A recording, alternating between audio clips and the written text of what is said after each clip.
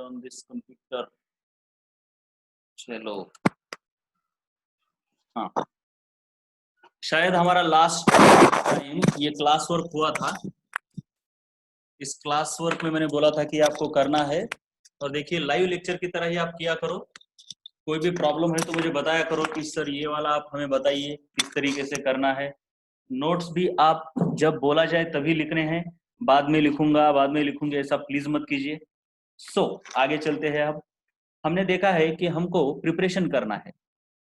Preparation करना है, किसका करना है जरा बताएंगे आप। हम प्रिपरेशन किसका कर रहे हैं? अल्कोहल का कर रहे हैं क्या? किसका कर रहे हैं बोलो जरा प्रिपरेशन। हम प्रिपरेशन किसका कर रहे हैं? बोलना है आपको, हमेशा बोलते रहो, अदरवाइज मेरा आगे शॉर्टकट में बोलते रहो।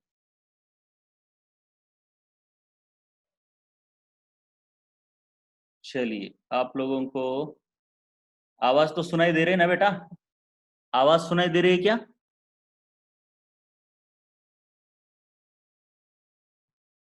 प्लीज कंफर्म कीजिए। नॉट सो क्लियर, मुझे लगता है अभी नेट बहुत डाउन हो सकता है आपके पास। आपने आज खत्म किया होगा नेट का पैकेज, छुट्टी है बोल के सब कुछ। ठीक है, चलो महेश आ गया। ओके ठीक है, चलिए आप अपने दोस्त लोगों को भी बताइए। Okay, you have wifi, very nice then, बहुत ही अच्छा। हाँ तुम्हारे तो घर में वाईफाई होगा बिल्कुल। ओके ओमकार, चलिए कोई भी जो भी ज्वाइन हो रहा है एक एक दोस्त को बुलाएंगे। किसी भी एक दोस्त को आप बुलाइए, क्योंकि ज्यादा लोग ज्यादातर ज्यादा से ज्यादा लोग ऑनलाइन आएंगे तो मजा आएगा। बाकी तो रिकॉर्डेड वीडियो देख ही सकते हैं, लेकिन प्लीज ज्यादा से ज्यादा ऑनलाइन आनी चाहिए। Okay so let start. एक एक दोस्त को बस आप फोन करके बोलो, और उसको भी बोलो किसी एक को बताए। चलिए तो फिर अब हमारे सामने है, देखिए हम अल्काइल हैलाइड का प्रिपरेशन कर रहे हैं। हमने किया अल्कोहल से प्रिपरेशन, अब हम हाइड्रोकार्बन से कर रहे हैं। हाइड्रोकार्बन में होते हैं alkane, alkyne, alkyne, alkane, alkyne, alkyne, ये तो आपको पता ही है। तो अब हाइड्रोकार्बन में पहले अल्केन से देख रहे हैं हम। अल्केन में भी अलग अलग टाइप के रिएक्शंस है, फ्री रेडिकल मैकेनिज्म, उसके बाद है अलग अलग तरीके से हमको प्रिपरेशन करना है। मैंने आपको सब लिखवा के दिया भी है। तो अब हम फ्री रेडिकल मैकेनिज्म के बारे में देख रहे थे। फ्री रेडिकल मैकेनिज्म की जो रिएक्शन है इस तरीके से होती है। हाइड्रोकार्बन है, उसमें से एक हाइड्रोजन ये क्लोरीन सब्स्टिट्यूट करता है, इसलिए फ्री रेडिकल सब्स्टिट्यूशन कहते हैं। मैंने बोला कि इसको फ्री रेडिकल क्यों कहा जाता है और सब्स्टिट्यूशन क्यों कहा जाता है, एक एक चीज आपको समझेगी। सब्स्टिट्यूशन क्यों कहा गया है? क्योंकि यहाँ का एक हाइड्रोजन क्लोरीन ने सब्स्टिट्यूट किया, इसलिए सब्स्टिट्यूशन। अब फ्री रेडिकल क्यों कहा जाता है ये देखेंगे आप। फ्री रेडिकल का मतलब होता है ऐसा कोई भी स्पीसीज जिसके पास एक अनपेयर्ड इलेक्ट्रॉन हो। एक अनपेयर्ड इलेक्ट्रॉन, ये सबसे इंपॉर्टेंट है। हमने फ्री रेडिकल के बारे में देखा था, कार्बन के 3 इंटरमीडिएट्स होते हैं। एक होता है कार्ब कैटायन, दूसरा होता है कार्ब एनायन, और तीसरा होता है कार्बन फ्री रेडिकल। आपने इनके बारे में देखा होगा। ये दोनों होते हैं इलेक्ट्रोफाइल्स, ये होता है न्यूक्लियोफाइल की तरह काम करता है ये। तो फ्री रेडिकल के बारे में आपने यहाँ देखा था, इसके आजू बाजू में 7 इलेक्ट्रॉन्स रहते हैं, उसमें से 6 पेयर्ड है और एक अनपेयर्ड रहता है। सो जहां पर भी एक अनपेयर्ड इलेक्ट्रॉन है या दो है, मतलब कुछ भी अनपेयर्ड इलेक्ट्रॉन है, तो उसे रेडिकल कहा जाता है। मैंने इसका मतलब भी बताया था आपको। ये कौन है गंदगी फैला रहा है? अरे कितनी गंदगी फैलाओगे बेटा, ऐसे क्यों करते हो? अब फैलाओ गंदगी। तो सिंपल सी बात है। अब रेडिकल मैकेनिज्म, रेडिकल के बारे में हमने देखा था कि जिसके अंदर एक अनपेड या दो अनपेड या 3 हो सकते हैं। जैसे कि सोडियम अगर मेटल है तो उसके बाजू में एक अनपेड इलेक्ट्रॉन है, कैल्शियम है तो उसमें 2 अनपेड इलेक्ट्रॉन रहते हैं। 2 अनपेड मतलब एक्चुअली वो पेयर्ड रहते हैं, लेकिन रिएक्शन के वक्त वो दोनों को दे सकता है, मतलब अनपेड भी करा सकता है, क्योंकि उसके पास पी ऑर्बिटल है, एम्प्टी। तो सिंपल सी बात है, जब अनपेड इलेक्ट्रॉन है तो उसको रेडिकल, रेडिकल का मतलब होता है मराठी में बोले तो भांड कुदळ। ठीक है, भांड कुदड़, हिंदी में क्या बोल सकते हैं इसको, भांड कुदड़ को, झगड़ालू, झगड़ालू, बहुत झगड़ालू होते हैं ये, मतलब झगड़ालू का मतलब किसी के ऊपर भी अटैक कर देते हैं।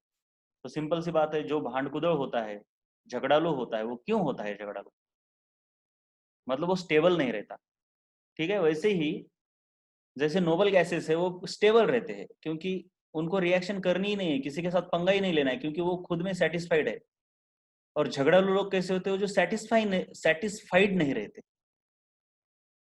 ठीक है, जो सेटिस्फाइड नहीं रहते, गुस्सेले रहते हैं, किसी के ऊपर भी अटैक कर देते हैं, उनको हिस्ट्री में रेडिकल्स कहा जाता है। जैसे कि हमारी इंडियन हिस्ट्री अगर देखी जाए, इंडिपेंडेंस मूवमेंट, तो उसमें मवाड़वादी यानी सॉफ्ट लोग थे कुछ, और रेडिकल्स कुछ थे, राइट। लाल बाल पाल, इनको रेडिकल्स कहा जाता था। मतलब ये कैसे थे, गवर्नमेंट के ऊपर हल्ला बोल देते थे, ये चुपचाप नहीं रहते थे। अब मुझे बताओ, भगत सिंह कैसे थे, मतलब शांत थे या रेडिकल थे, बोलिए। भगत सिंह कैसे होंगे, पीसफुल या रेडिकल, बोलो जरा।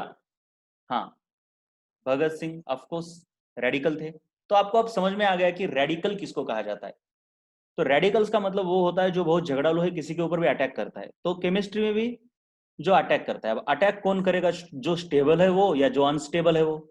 ऑफ कोर्स जो अनस्टेबल है, और अनस्टेबल क्यों होता है, अनपेड इलेक्ट्रॉन होने की वजह से, क्योंकि अनपेड इलेक्ट्रॉन स्टेबल नहीं होता, उसको पेयर्ड अप, जब वो मतलब वीबीटी में हमने देखा है कि जब रिएक्शन क्यों होती है, तो अनपेड इलेक्ट्रॉन की पेयरिंग होने के लिए। तो मैंने रेडिकल के बारे में आपको बहुत कुछ बता दिया, जरूरत से ज्यादा भी बता दिया। तो ये फ्री रेडिकल मैकेनिज्म, इसको क्यों कहा जाता है, इस रिएक्शन को, ये देखेंगे आप।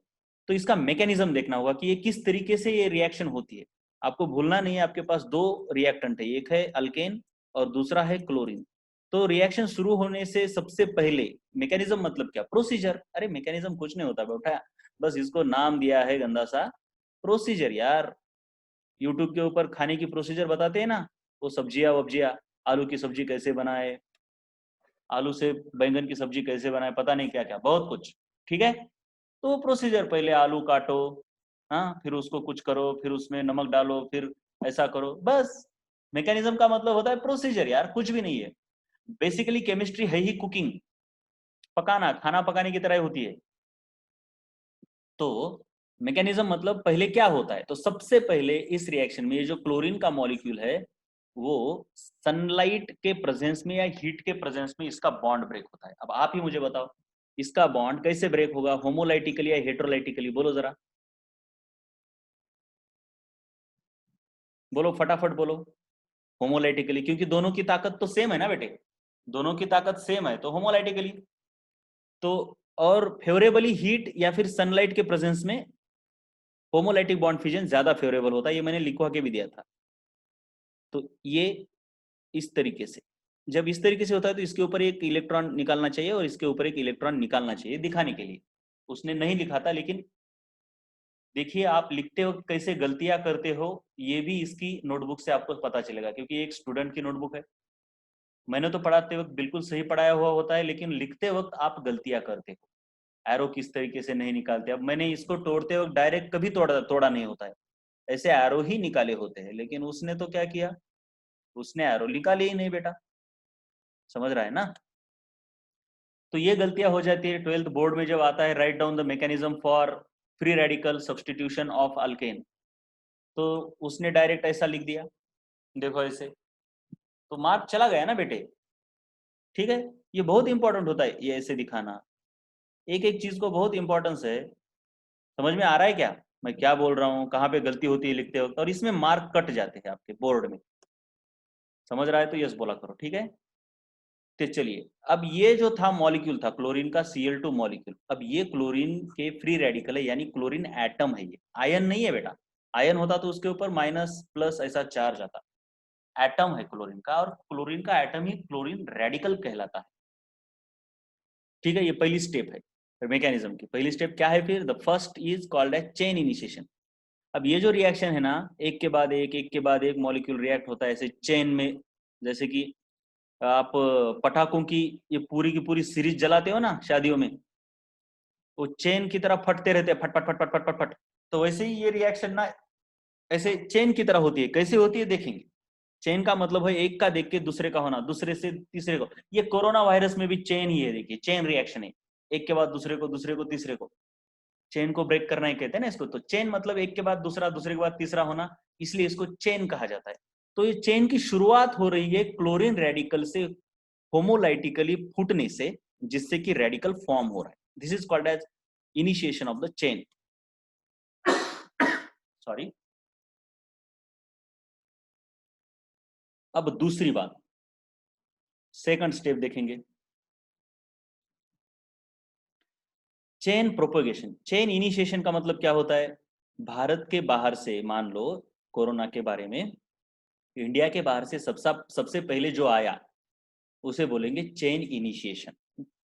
उसके बाद है चेन प्रोपोगेशन। प्रोपोगेशन मतलब आगे चलाना, किसी चीज को आगे चलाना, प्रोपोगेट करना। तो एक के बाद दूसरे को जब कोरोना हो रहा है तो इसे बोलेंगे चेन प्रोपोगेशन। अब जो हमारे इंडिया में चल रहा है वो क्या है? चेन प्रोपोगेशन रिएक्शन है।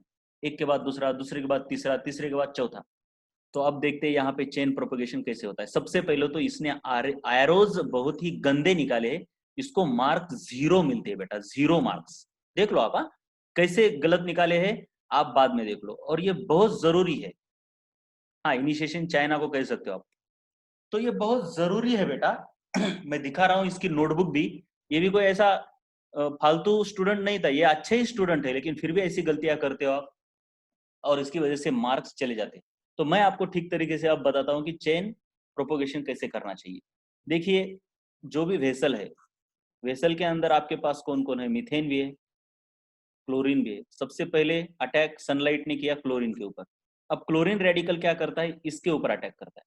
तो इस तरीके से ये मीथेन ऐसे निकाला मैंने, और क्लोरीन का रेडिकल तो फॉर्म हो चुका है।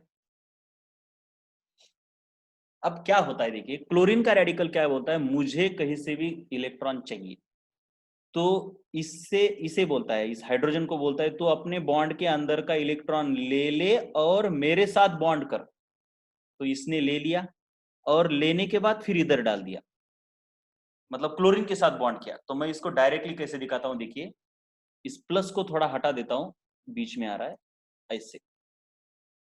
तो ये होता कैसे है देखिए ठीक से। ये क्लोरीन इधर इलेक्ट्रॉन डालेगा, और ये हाइड्रोजन अपना अपना एक इलेक्ट्रॉन लेके इधर डालेगा, और बोलेगा, कार्बन को बोलेगा भग जा तू, अब मुझे दूसरा मिल गया है साथी। केमिस्ट्री में मैंने बोला ना, ऐसा ही होता है, एक मिल गया दूसरे को छोड़ देते। तो इस तरीके से मैंने बॉन्डिंग निकाली होती है, इस तरीके से मैंने एरोज निकाले हैं। लेकिन देखिए इसने क्या किया, ये देखिए यहाँ पे गलती कर दी। एक्चुअली यहां से इलेक्ट्रॉन इधर गया है बेटा, इसने इधर से लाया, जहां पे इलेक्ट्रॉन है ही नहीं वहां से लाया उसने।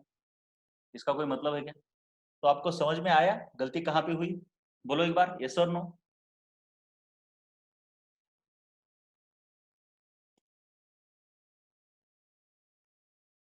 और ये बहुत इंपॉर्टेंट है आपके लिए। जब बोर्ड में लिखोगे ना, तब आपको जानबूझ के समझ में आएगा कि ये अच्छे अच्छे लड़के भी ऐसी गलतियां कर देते हैं। तो आपके मार्क्स यहाँ पे चले जाएंगे, चले जाएंगे। 2 की जगह पर 1 भी मिल सकता है, क्योंकि ये बहुत बड़ी मिस्टेक है। राइट कि में जैसे इंग्लिश में जब आप ग्रामर में मिस्टेक करते हो ना लिखते वक्त, तो वहां पे कुछ भी मार्क नहीं मिलते। वैसे केमिस्ट्री में बॉन्ड एरोज निकालने में गलती कर दी तो बहुत बड़ी गलती हो जाती है। ठीक है, तो ये गलती कभी नहीं करनी। तो अब इसने तो गलती कर दी है, तो आपको इसको ना नोट करना होगा कहीं पे, क्योंकि आप यही लिख लोगे ना नोट्स में, तो यही है, तो ये गलत है। ठीक है, जरा चेंज कर लो वो लिखते वक्त। तो मैं यहाँ पे चेंज कर देता हूं। तो देखिए अब कैसे हुआ। आपके पास है CH3, और एक बार बता रहा हूँ, ये प्लस थोड़ा नीचे लिख लेता हूं मैं, और ये क्लोरीन जिसके ऊपर ऑलरेडी एक इलेक्ट्रॉन है, क्योंकि वो ऑलरेडी फूटा हुआ है ना, रेडिकल तो फॉर्म हुआ। ये बोलता है चलिए मैं किसी के साथ तो बॉन्ड करने को तैयार हूँ, लेकिन एक इलेक्ट्रॉन से तो बॉन्ड होता नहीं। तो ये बोलता है कि हाइड्रोजन बोलता है चल भैया मैं इधर से एक इलेक्ट्रॉन इधर दे देता हूँ तेरे को, इधर का इलेक्ट्रॉन चला गया तो कार्बन बोलेगा यार मैं तो अब अकेला हो गया ना, तो मतलब ये कार्बन के पास ही इलेक्ट्रॉन आ जाएगा। तो अब कार्बन रेडिकल बन गया और इन दोनों के बीच बॉन्ड बन गया। समझ में आई बात? ये देखिए HCl और ये कार्बन का रेडिकल, समझ में आई या नहीं आई? बोलो जरा एक बार, कार्बन का रेडिकल कैसे बना? राइट। बाकी के लोग क्या कर रहे हैं? बाकी के लोग भी मुझे रिस्पॉन्ड किया करो प्लीज। यस, अब आ गई बेटा। तो ये अब रेडिकल बना, ये रेडिकल बना, अब ये सेटिस्फाई हो गया, ये बोलेगा चलो मेरा काम हो गया यार, अब तुम झगड़ा करते रहो, तुम अनस्टेबल हो गए। तो ये क्या करेगा? ये बोलेगा चलो मैं किसके साथ जाता हूँ, किसके साथ जाता हूँ, तो उसको Cl2 मिलता है, क्योंकि वेसल के अंदर एक ही Cl2 तो नहीं है, ऐसे करोड़ों है। तो इस Cl2 को क्या बोलेगा ये, चलिए मैं फिर से बता देता हूँ यहाँ ठीक से। Cl2, ये देखिए हमारा CH3 घूम रहा है, अनस्टेबल है, इसके बाजू में कितने इलेक्ट्रॉन है बोलो जरा, बोलो फटाफट बोलो। अरे एक नहीं बेटा, 7 होते हैं ना, 7 होते हैं, एक अनपेयर्ड है, राइट? टोटल तो 7 है, मैंने लिखवा के दिया था ना जनरल ऑर्गेनिक केमिस्ट्री में, भूलना नहीं। Carbon cation, carb anion, carbon radical, भूलना नहीं बेटा। 7 कैटायन में नहीं रहते बेटा, 7 नहीं रहते कैटायन में, 6 रहते। अरे मैंने कितनी बार बताया कि जो मैं पढ़ा रहा हूँ वो फंडामेंटल मैकेनिज्म बहुत इंपॉर्टेंट है, बहुत ज्यादा, कई बार आपको पूछा जाता है। फिनिश, कई बार आपको पूछा जाता है ये, कई बार। कार्ब कैटायन के बाजू में 6 इलेक्ट्रॉन, कार्ब एनायन के बाजू में 8 इलेक्ट्रॉन, कार्बन रेडिकल के बाजू में 7 इलेक्ट्रॉन, 7 में से 6 पेयर्ड, एक अनपेयर्ड। बॉन्डिंग के कंसेप्ट को कभी भूलना नहीं है, बहुत ज्यादा इंपॉर्टेंट है वो। यहाँ पे कोई प्रॉब्लम है? अगर प्रॉब्लम है तो आपको एक काम करना होगा, जनरल ऑर्गेनिक केमिस्ट्री की नोटबुक निकालो आज, और उसमें फंडामेंटल कंसेप्ट्स इन रिएक्शन मैकेनिज्म, ये जो पार्ट मैंने पढ़ाया था वो वाला फिर से रिवाइज करो। तो इसके बाजू में 7 इलेक्ट्रॉन है, तो ये बोलेगा मैं किसके साथ जाऊं, किसके साथ जाऊं, तो ये जाता है क्लोरीन के पास। क्लोरीन को क्या बोलता है बेटा, मेरे साथ बॉन्ड बनाएगा। तो क्लोरीन कैसे बॉन्ड बनाता है? नहीं बनाएगा तो क्या करेगा? हाँ, मेरे पास दूसरे भी ऑप्शन है, देख आना है मेरे पास तो आ जा, ज्यादा नखरे मत कर। बॉन्ड तो तुझे मेरे ही साथ बनाना पड़ेगा, क्योंकि मैं अब इसके पास तो नहीं जाऊंगा, ये तो बेवफा है। ठीक है, तो नया चाहिए मुझे, आई वॉन्ट समथिंग न्यू। तो किसी नए के पास जाना है इसको, क्योंकि ये तो पुराना है ना, ये क्या बोल सकता है फिर से, अरे मुझे तू चाहिए चलो वापस आ जा। लेकिन ये पुराना तो बेवफाई कर गया ना, तो उसके साथ क्यों जाना? ठीक है, उसके साथ जाके कोई फायदा है क्या? अरे जो अपने अपने को छोड़ के गया उसके पीछे नहीं लगने का, ठीक है, नया ढूंढने का।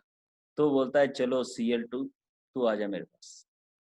लेकिन क्लोरीन तो ऑलरेडी किसी के साथ बॉन्डेड है ना बेटा ये। लेकिन मैंने बोला ना, केमिस्ट्री में, chemistry is the game of बेवफाई, राइट? एक दूसरे को छोड़ के ही जाते हैं। तो ये बोलता है कि चल मैं एक इलेक्ट्रॉन अपना अपना लेके तेरे साथ भागने के लिए तैयार हूं, इसको मैं लात मार दूंगा। तो ये दोनों एक साथ आ गए, अब इनके साथ बॉन्ड हो गया, राइट? ये अकेला पड़ गया, फिर से ये क्लोरीन रेडिकल हो गया। अब ये घूमेगा, अरे मुझे तो कोई तो आओ, कोई तो आओ, कोई तो आओ, मेरे को चाहिए, मैं अनस्टेबल हो गया। फिर ये क्लोरीन रेडिकल किसके पास जाएगा? एक मीथेन के पास जाएगा। ये ऐसे इधर से निकालता हूं, इधर से निकालता हूं, ये CH3EH। So it is the game of thrones, right? पता है ना गेम ऑफ थ्रोन्स। फिर से ये इधर से एक इलेक्ट्रॉन देगा, फिर से HCl फॉर्म होगा, फिर से क्लोरीन, ये मिथाइल रेडिकल, फिर ये मिथाइल रेडिकल क्लोरीन के पास जाएगा। अब देखो चेन कैसे, क्या हो क्या रहा है। क्लोरीन से क्लोरीन रेडिकल बन रहा है, क्लोरीन रेडिकल मीथेन के ऊपर अटैक कर रहा है। देखो जरा ठीक से देखो क्या बोल रहा हूं मैं, देखिए देखिए, पहली बार तो सनलाइट ने क्या किया, Cl2 को क्लोरीन रेडिकल में कन्वर्ट कर दिया। किसने? सबसे पहले सनलाइट ने। सनलाइट की एनर्जी गिरी, फोटोन गिरा उसका, ये बॉन्ड टूट गया। क्लोरीन ने किसके ऊपर अटैक किया? मीथेन के ऊपर। मीथेन को मैंने ऐसे निकाला था, इससे बना मिथाइल रेडिकल। फिर मिथाइल रेडिकल ने किसके ऊपर अटैक किया? क्लोरीन के ऊपर। क्लोरीन, इधर जरा नीचे कहता हूं, क्लोरीन के ऊपर अटैक किया, तो क्या बना? Chlorine radical. फिर क्लोरीन रेडिकल ने किसके ऊपर अटैक किया? मीथेन के ऊपर। फिर क्या बना? Methyl radical. ये तो बन रहे, ये Cl तो बनते ही जा रहा है, CH3Cl बनते ही जा रहा है, लेकिन रेडिकल कैसे चेंज हो रहा है? फिर इसने किसके ऊपर अटैक किया? Cl2 के ऊपर। फिर क्या बना? Chlorine radical. मतलब methyl radical, chlorine radical, methyl radical, chlorine radical, ऐसे चेन जो है चलती ही जा रही है, चलती ही जा रही है, चलती ही जा रही है, प्रोपोगेट हो रही है। तो इसे बोलते हैं चेन प्रोपोगेशन। और इसमें क्या फॉर्म हो रहा है? एक बार HCl और एक बार CH3Cl, HCl CH3Cl। चलिए, क्लियर हो गया चेन प्रोपोगेशन। तो अब ये स्टेबल कैसे होते हैं ये देखेंगे। सबसे पहले ये चेन प्रोपोगेशन समझा क्या? चेन प्रोपोगेशन, पहले चेन इनिशिएट हुई, क्लोरीन को सनलाइट ने तोड़ा। चेन प्रोपोगेट कैसे हो रही है? एक दूसरे को अनस्टेबल करते जा रहे हैं, चेन बढ़ती जा रही है, बढ़ती जा रही है, बढ़ती जा रही है, पीक आ गया अभी। अब हुआ क्या? देखिए, कोरोना भी ऐसे ही काम करता है, सेम कोरोना ऐसे ही काम करेगा। इसलिए बोलते हैं जब 50% लोगों को कोरोना हो जाएगा, उसके बाद उसका रेट ऑफ इन्फेक्शन कम हो जाएगा। क्यों? ये देखते हैं हम। उसके बाद क्या होता है? जब वेसल के अंदर CH3 रेडिकल, ये CH3 और क्लोरीन, ये सब खत्म होते हैं। अब बहुत सारे तो रेडिकल ही बन गए ना, मतलब अब CH4 और Cl2 अब खत्म हो जाएंगे धीरे धीरे धीरे धीरे, क्या बचेगा? तो फाइनली CH3 रेडिकल अंदर होगा, थोड़ा क्लोरीन रेडिकल भी होगा, लेकिन अब Cl2 नहीं बचा, CH4 भी खत्म हो रहा है, तो अंदर ये दो रेडिकल्स घूम रहे हैं। ऐसे कई रेडिकल्स होंगे, CH3 रेडिकल भी होंगे, क्लोरीन के भी कई रेडिकल होंगे, तो ये अब अंदर घूम रहे हैं। अब जब ये दो रेडिकल्स एक दूसरे से टकराते हैं तो क्या होगा? ये दोनों एक साथ आएंगे। ये दोनों एक साथ आके क्या होगा? ये दोनों एक साथ आएंगे,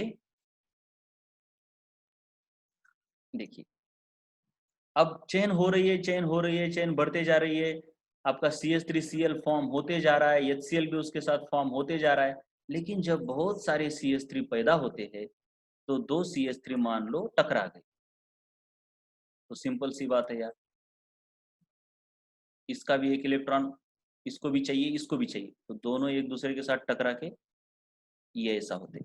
मतलब दो रेडिकल जब टकराते हैं तो नया रेडिकल फॉर्म नहीं होता, लेकिन जब एक रेडिकल एक मॉलिक्यूल के साथ टकराता है तब रेडिकल फॉर्म होता है। समझ में आया क्या? जब एक रेडिकल दूसरे रेडिकल से टकराता है तो रेडिकल नया फॉर्म नहीं होता, लेकिन रेडिकल मॉलिक्यूल से टकराता है तब रेडिकल फॉर्म होता है। समझ में आया क्या रे? ये बोलो जरा बेटा, समझ में आ रहा है ना ये?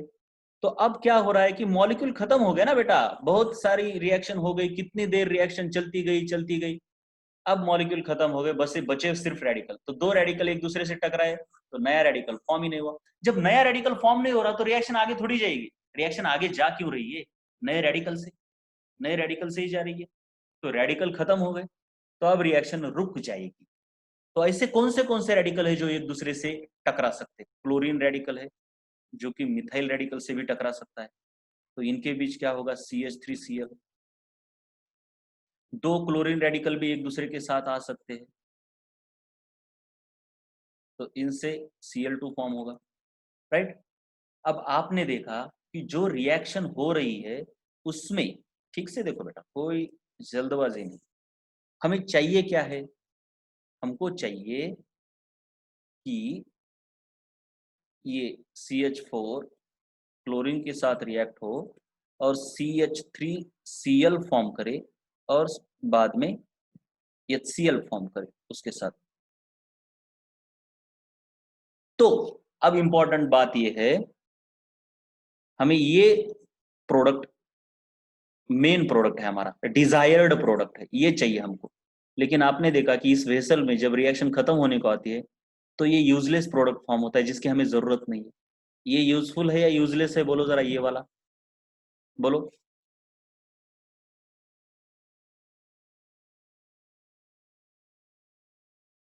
कम ऑन, यूजफुल है, राइट? तो ये यूजलेस फॉर्म हो रहा है लेकिन ये यूजफुल है। लेकिन जब रिएक्शन खत्म होने को आते हैं तो ये इथेन जैसे यूजलेस प्रोडक्ट फॉर्म होते हैं, कभी कभी प्रोपेन भी फॉर्म होता है, राइट।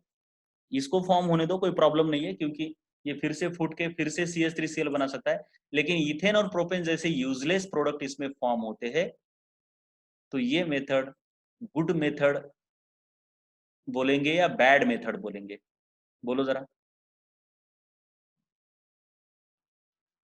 जब यूजलेस प्रोडक्ट फॉर्म होते हैं तो it is not good method for the preparation. इसमें और एक बहुत बड़ी चीज होती है जो कि यहाँ पे नहीं दिखाई है। हाँ, चलिए अब दिखाता हूँ। बीच में ही क्या किया इसने, मैं क्या करता हूँ, ऐसे बीच में ही जनरल रिएक्शन लिखवा के लेता हूँ क्लास में, ठीक है। मतलब दूसरा दिन शुरू हुआ होगा तो मैं बोलता हूँ कि सबसे पहले चलो जनरल रिएक्शन सभी के सभी लिख लो, या फिर बोलता हूँ कि घर में जाके जितने हुए हैं वो पूरे जनरल रिएक्शन एक बार लिख लो। तो ये इस तरीके से जनरल रिएक्शन लिखते हैं। क्या ये आपको स्टाइल समझ में आया किस तरीके से लिखा है ये?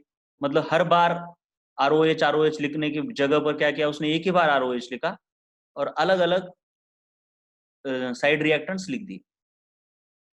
तो ये आपको भी करना है बेटा घर पर। मैं हर रोज बोलता हूँ जितनी रिएक्शंस हो गई है उनको लिख लो, ठीक है। ये H3PO3 इसने काटा है, लेकिन चाहिए यहाँ पे H3PO3 चाहिए। तो देखिए क्या होता है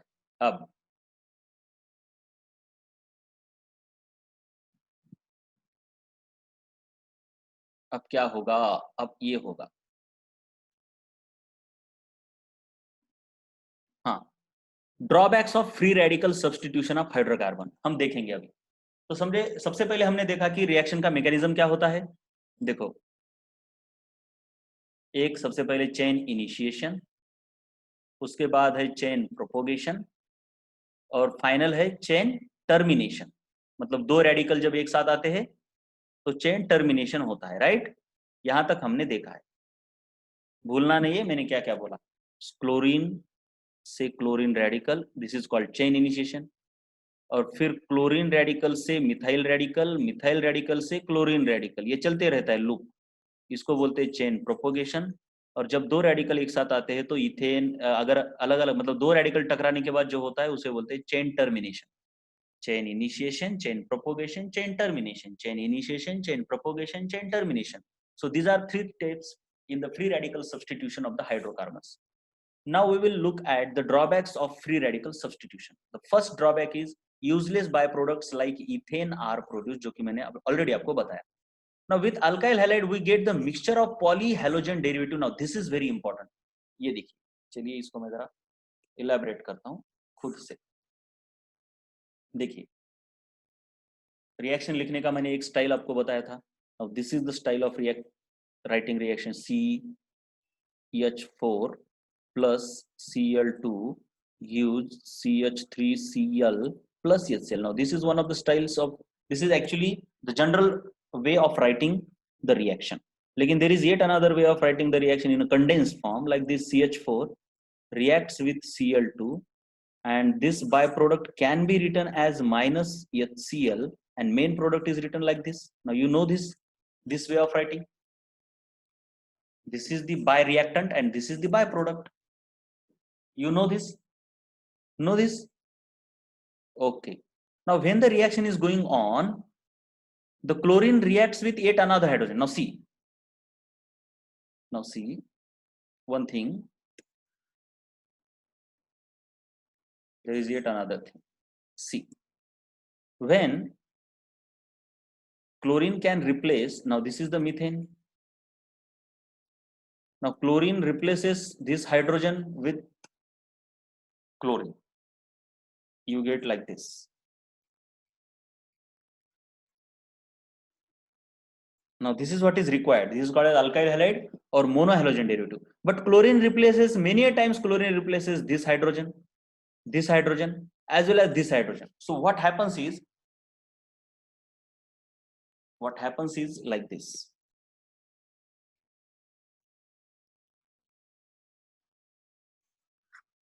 See,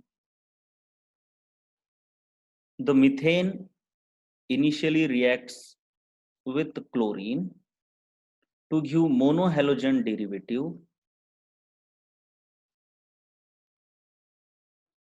of course byproduct is HCl, but it again reacts. Now this also reacts with chlorine.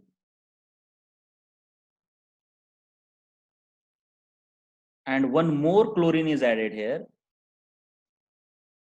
like this. Have you got this? What I am seeing?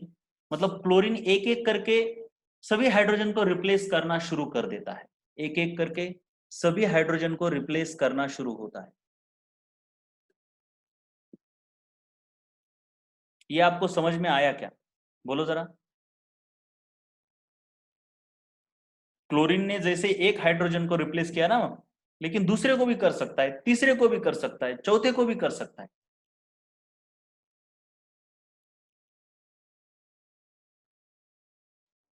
Okay,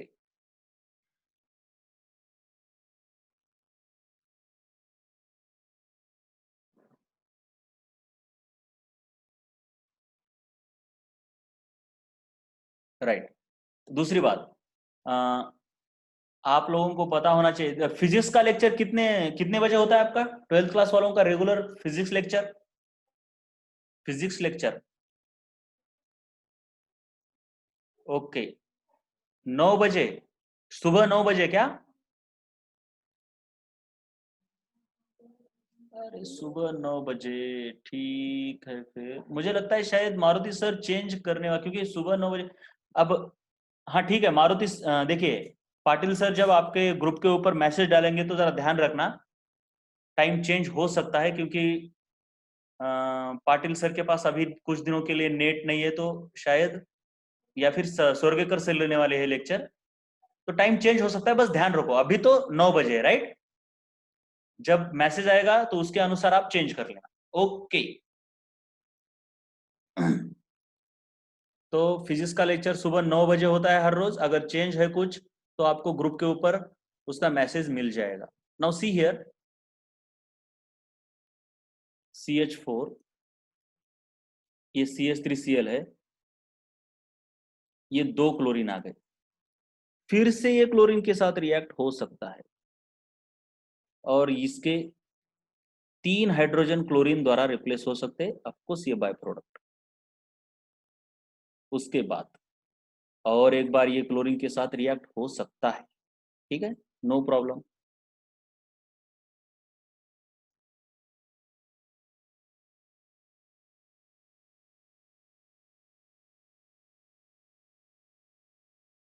तो इसका मतलब है इस रिएक्शन में this is mono halogen derivative, this is die halogen derivative, this is try halogen derivative, this is tetra halogen derivative, या फिर हम इनको मिला के बोल सकते हैं पॉली हेलोजन डेरिवेटिव्स। तो इस रिएक्शन में एक ड्रॉबैक और है कि mixture of mono and poly halogen derivatives is formed, क्योंकि these products are not desired products, these products are undesirable products. हमको क्या चाहिए? मोनो हेलोजन डेरिवेटिव ही प्रिपेयर करना है। So this is also one of the drawbacks of the free radical substitution reaction. Now see, you can get the question like this. Write down the drawbacks of free radical substitution of hydrocarbons. So the first drawback is that useless products like ethane are formed. With alkyl halide we get mixture of polyhalogen derivatives like follows. तो ये आपको लिखना होगा ये पूरा sequence. उसके बाद हमको क्या बोलना चाहिए? Also the mixture of primary, secondary and tertiary alkyl halides is also obtained. अब ये कैसे होता है? मतलब हर चीज के लिए मैकेनिज्म है बेटा केमिस्ट्री के अंदर। ये कैसे होता है? मैंने बोला आपको कैसे होता है, देखिए। सी, मतलब मीथेन भी तो फॉर्म होता है, मैंने बोला ना, 2 क्लोरीन के रेडिकल एक साथ अगर आएंगे तो मीथेन फॉर्म होता है। तो अगर इस, सॉरी, इथेन फॉर्म होता है, तो इस इथेन के साथ जब क्लोरीन आएगा तो क्या होगा बेटा? देखो जरा ठीक से देखो क्या होगा। इथेन के साथ जब क्लोरीन आएगा तो ये देखिए, जरा ठीक से देखना मैं क्या बता रहा हूं। इसको मैं जरा इथेन को ऐसे लिखता हूं, ये ऐसे, ऐसे, और क्लोरीन को कुछ ऐसे लिख रहा हूं। तो हो क्या सकता है? ये इस तरीके से ये बॉन्ड बना सकते हैं, और आपके पास इथाइल रेडिकल फॉर्म हो सकता है। इथाइल रेडिकल, जरा ठीक से देखो बेटा, समझ रहा है? अब ये इथाइल रेडिकल क्या कर सकता है? ऐसे दो अगर इथाइल रेडिकल फॉर्म होते हैं लाइक दिस, ऐसे दो तो फॉर्म हो ही सकते हैं। मतलब रिएक्शन में कितने करोड़ों मॉलिक्यूल्स है, कुछ भी होने को पॉसिबल होता है। इसीलिए तो केमिस्ट्री में सिर्फ रिएक्शन सीखना यही नहीं होता बेटा, उसमें जो बाय प्रोडक्ट बनते हैं ना, उनको अलग करना सबसे ठासू काम होता है। सेपरेशन प्रोसेसेस बोलते हैं उसको, मैंने बोला था ना आपको पढ़ाते हो डिस्टिलेशन वगैरह वगैरह। ये सेपरेशन प्रोसेस जो आपको ऑर्गेनिक केमिस्ट्री में सिर्फ 3 पेजेस दिए ना, सिर्फ 3 पेजेस, केमिकल इंजीनियरिंग में ये सेपरेशन प्रोसेस होती है पूरे 2-2 सेमेस्टर में। 100-100 मार्क के सब्जेक्ट होते हैं इसके ऊपर, और इसी के ऊपर केमिकल इंजीनियरिंग चलती है, ना कि इन रिएक्शंस के ऊपर। अरे रिएक्शंस तो करोड़ों है, लेकिन सेपरेट करना ये बहुत बड़ी बात होती है। तो यहाँ पे क्या होगा, इसलिए जब ये सेपरेशन मिक्सचर ये बात आती है ना, तो उसमें मैं थोड़ा इंटरेस्ट लेता हूँ, क्योंकि ये हमारा कोर सब्जेक्ट है, राइट। उसमें बहुत हमको ज्यादा डिटेल में होता है। तो ये क्या होगा, ब्यूटेन फॉर्म होगा इस तरीके से। चलो यहां तक समझ में आया क्या? अरे समझ में आया क्या बच्चों? बोलो बच्चों, समझ में आया? राइट। अब आगे देखेंगे, हर एक पॉइंट को मैं मैकेनिज्म से बता रहा हूं, समझ रहा है क्या? हर एक पॉइंट को मैं मैकेनिज्म से बता रहा हूं बेटे, टेंशन मत लेना। लेकिन बस उतनी पढ़ाई करना। और मैंने बोला है, मैंने बहुत बार बोला है कि NEET and CET these are easy exams, ठीक है, इजी होती है। जेई थोड़ी डिफिकल्ट होती है। नीट में ना फिजिक्स होता है, केमिस्ट्री होती है, बायो होती है, ये तो रट्टू सब्जेक्ट है। अरे इसमें ना बेटा सिर्फ 7 से 8 क्वेश्चन, 7 to 8%, 7 to 8%, 7 से 8 क्वेश्चन नहीं, 7 to 8%, सॉरी, हाँ 7 से 8 क्वेश्चन, यानी कि 10 to 15% ही प्रॉब्लम होते हैं। बाकी पूरी थियरी है, ऐसी थियरी है, तो बस रट्टा मारो। एक बार समझ लो, रट्टा मारो, क्या है उसमें, पूरे मार्क्स है। इसमें बस डिफिकल्ट क्वेश्चन है, मतलब उतने ज्यादा नहीं है, कुछ फॉर्मूला बेस्ड भी है। इसमें तो आप 80, मतलब एवरेज स्टूडेंट भी 80 मार्क्स के पास जा सकता है बेटा इसमें, एवरेज, मैं बोल रहा हूँ एवरेज। बस फॉर्मूला के बेस के ऊपर कैलकुलेशन आनी चाहिए, दिमाग ज्यादा लगाने की जरूरत नहीं। केमिस्ट्री में एवरेज स्टूडेंट 130 के पास जा सकता है, जिसको रट्टा मारना आता हो ठीक से। थोड़ी थ्योरी समझ लो, रट्टा मार लो। प्रॉब्लम होती है कितने बेटा इसमें, सिर्फ 7 से 8 प्रॉब्लम है, 8 into 4, 32 मार्क्स के प्रॉब्लम है, हो गया काम। मान लो 40 मार्क्स से प्रॉब्लम है, आपके पास 140 मार्क है। और प्रॉब्लम भी इस 8 में से बेटा 4 तो बड़े ही सिंपल, 2 मीडियम या फिर 3 मीडियम, और एक ही बहुत डिफिकल्ट होता है। अरे 4 तो सिंपल, मतलब बस फॉर्मूले में न्यूमेरिकल वैल्यूज डालो यार, और उनको गुणाकार भागाकार करके आंसर लाओ। इतना तो आना चाहिए, डॉक्टर बन रहा है तो तू, इतना तो आना ही चाहिए ना। बिल कैसे बनाएगा फिर पेशेंट का, ऑपरेशन करेगा और बिल उल्टा पुल्टा बनाएगा, मार खाएगा, क्या है फिर इसमें। और सीईटी में भी यही बात है, मैथ्स तो सिंपल ही रहता है, सेम अप्लाइज फॉर सीईटी। और क्या है, 130 मार्क पूरे थ्योरी के ऊपर है, ये तो पूरी थ्योरी है, रट्टा मार लो बस, रट्टा, पूरा रट्टा, थोड़ा समझ लो और रट्टा मारो। क्या है, मतलब एवरेज स्टूडेंट भी थोड़ी सी हार्ड वर्क करके ना कितने मार्क्स ला सकता है देखो। लेकिन क्यों नहीं लाते मुझे समझता ही नहीं। 80, मैं फिजिक्स में बोल रहा हूँ ना, इजीली 80 to 90 आते हैं इजीली। हाँ ये 130, और बायो में तो बेटा मैंने देखे, इस साल भी एग्जाम्पल है मेरे पास, 320 से 325, बस पढ़ाई करके रट्टा मार के आते। सो कितने हुए, 5, 2 to 5, 13, 3 और 1 4 5, 535 मार्क्स ना एवरेज, एवरेज स्टूडेंट रट्टा मार के कर सकता है। एवरेज मतलब बेटा मैं ब्रेन में एवरेज बोल रहा हूँ, पढ़ाई में एवरेज नहीं, पढ़ाई तो करनी पड़ेगी। मतलब किसी को प्रॉब्लम रहता है ना, ये फिजिक्स है आती ही नहीं, क्या करेंगे यार, बहुत डिफिकल्ट जाती है, इसका कोई सोल्यूशन ही नहीं है, मतलब डिफिकल्ट क्वेश्चन आता ही नहीं, सूझता ही नहीं, लॉजिक ही नहीं आता, तो जरूरत ही नहीं है ना। बस फॉर्मूले पूरे रट्टा मारो, ठीक से समझ लो फॉर्मूलों को, और डिफिकल्ट क्वेश्चन नहीं आते तो भी नो प्रॉब्लम। अरे लेवल 1 के तो क्वेश्चन आने चाहिए, मतलब टारगेट वाले, विद्या भारती वाले, बस उसके ऊपर आपको 80 मार्क्स पढ़ने ही पढ़ने। 80 मैं तो बोलता हूँ 100 पढ़ते, लेकिन फिर भी मैं कम ले रहा हूँ 80। केमिस्ट्री में 130 और बायो में 320 प्लस होता है, बस रट्टा मार के। हाँ पढ़ाई नहीं करता तो फिर बेटा छोड़ो, फिर पढ़ाई मतलब पढ़ाई भी नहीं होती सर, मैं एवरेज भी हूँ, पढ़ाई भी नहीं करता, सोता हूँ, मतलब मुझे सोकर मार्क चाहिए, नहीं बेटा ऐसा नहीं है, ठीक है। मैं कहीं यहाँ पे कोई बाबा नहीं हूँ, फेकोलॉजी नहीं कर रहा हूँ, जो सच्चाई है वो बता रहा हूँ, ठीक है। जो सच्चाई है, मतलब पढ़ाई करो, आपका लॉजिक अगर उतना परफेक्ट नहीं है तो भी टेंशन मत लो, थोड़ा वीक है लॉजिक तो भी पूरा हो जाता है।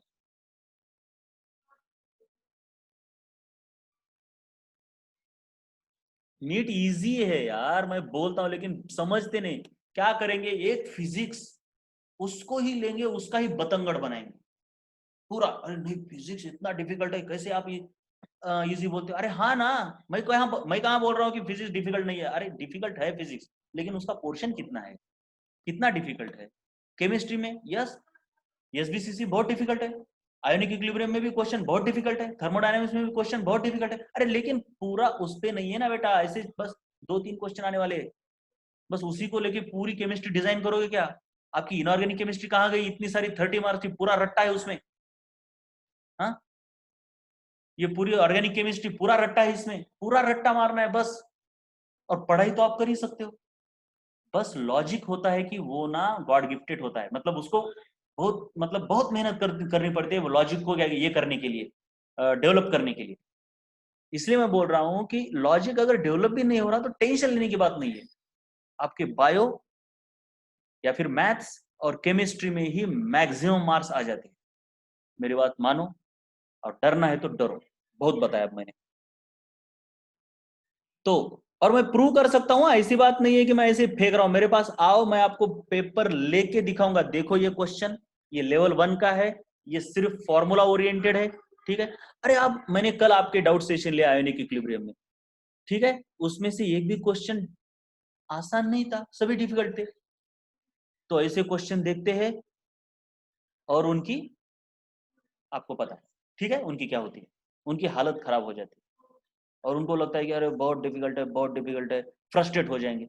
बेटा ऐसा नहीं है ना, लेकिन वैसे प्रॉब्लम बहुत कम है ना? ठीक है, समझ में आया? ओके, मेरे पास आके बैठ सकते हो, मैं आपको 535 मार्क्स कैसे इजी है चैलेंज लगा के दिखा सकता हूँ, चैलेंज लगा के। तो चलिए, यहाँ पे ब्यूटेन फॉर्म हुआ। अब इस ब्यूटेन का क्या हो सकता है, इस ब्यूटेन का क्या हो सकता है?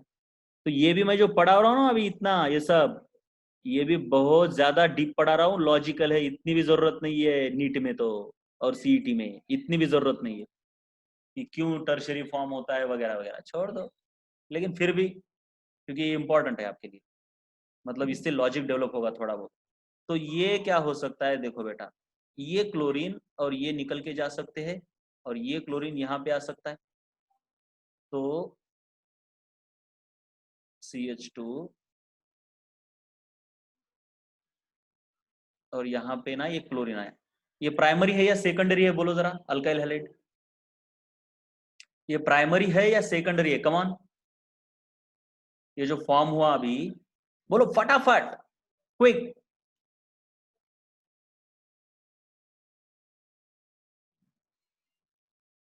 सेकेंडरी है, समझ में आया कि किस तरीके से सेकेंडरी भी अल्काइल हैलाइड फॉर्म होता है। वैसे ही अगर यहाँ का हाइड्रोजन चला गया और यहाँ पे मान लो यहाँ का हाइड्रोजन चला गया और यहाँ मिथाइल रेडिकल ने अटैक किया, तो इधर मिथाइल ग्रुप आ सकता है, तो फिर ये तो टर्शरी हो गया। मतलब प्राइमरी भी फॉर्म हो रहे, सेकेंडरी भी फॉर्म हो रहे, टर्शरी भी फॉर्म हो रहे, समझ रहा है ना? ड्रॉबैक्स एक एक समझ में आए क्या बेटे, बोलो जरा, बोलो जरा, सभी ड्रॉबैक्स आपको समझ में आए अभी तक जितने हुए? फ्री रेडिकल मैकेनिज्म के ड्रॉबैक्स, पहला ड्रॉबैक क्या है बेटा, भूलना नहीं, क्या है? ये वाला, by products like ethane are form, polyhalogen derivatives are also form, और प्राइमरी सेकेंडरी टर्शियरी का भी मिक्सचर फॉर्म हो रहा है, ये भी गलत बात है। हाँ, ये ड्रॉबैक, जो पॉलीहेलोजन डेरिवेटिव फॉर्म हो रहे हैं ना, मतलब क्लोरीन सभी हाइड्रोजन को रिप्लेस कर रहे हैं। ये क्यों कर रहे हैं? क्लोरीन की मात्रा वेसल में ज्यादा है इसलिए कर रहे होंगे, या कम है इसलिए? बोलो जरा, बोलो फटाफट। सभी हाइड्रोजन को क्लोरीन क्या कर रहे हैं, रिप्लेस कर रहे हैं, ज्यादा है इसलिए।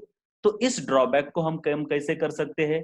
Bye using excess of chlorine या using limited amount of chlorine? बोलो, अरे बोलो, लिमिटेड अमाउंट, राइट? या फिर आप ऐसा बोल सकते हो, क्लोरीन उस वेसल में मीथेन की कंपैरिजन में, मीथेन के कंपैरिजन में क्लोरीन उस वेसल में कैसा होने चाहिए, बहुत ही कम होना चाहिए. So we can either use chlorine in excess, sorry chlorine in limited amount, या फिर मीथेन इन एक्सेस अमाउंट. दोनों बात सेम है यार, एक को लिमिटेड कर दो यानी दूसरे को एक्सेस कर दिया हमने.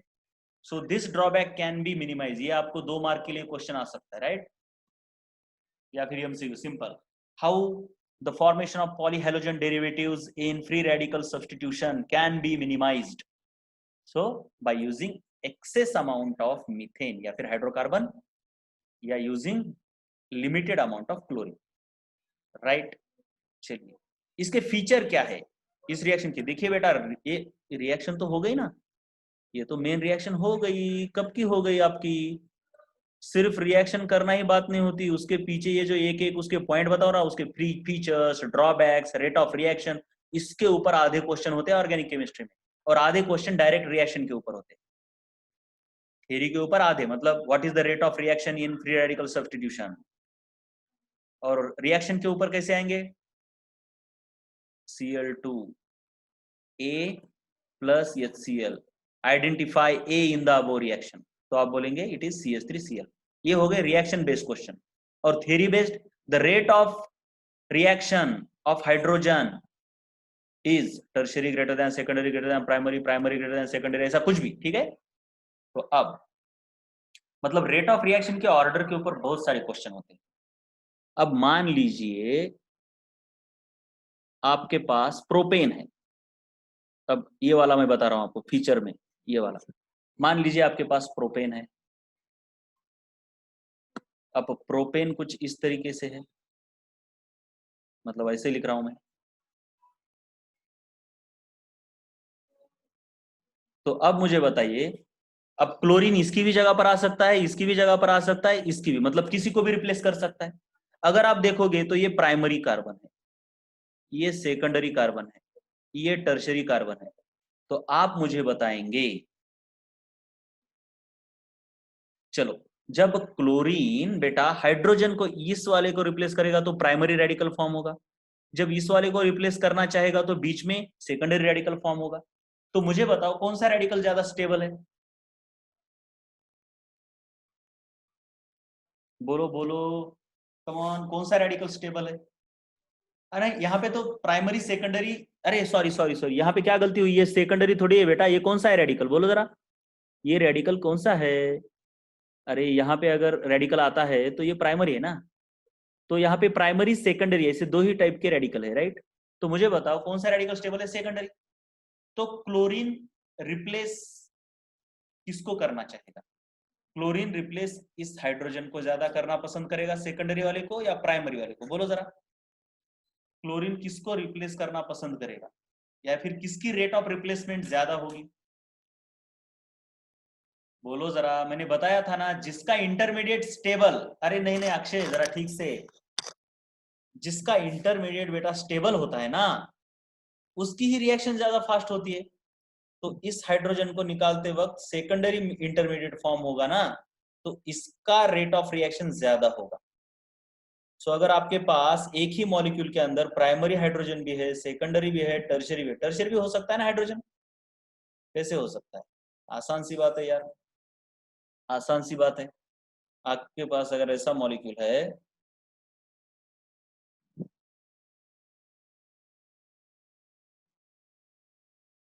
ये ऐसा मॉलिक्यूल है,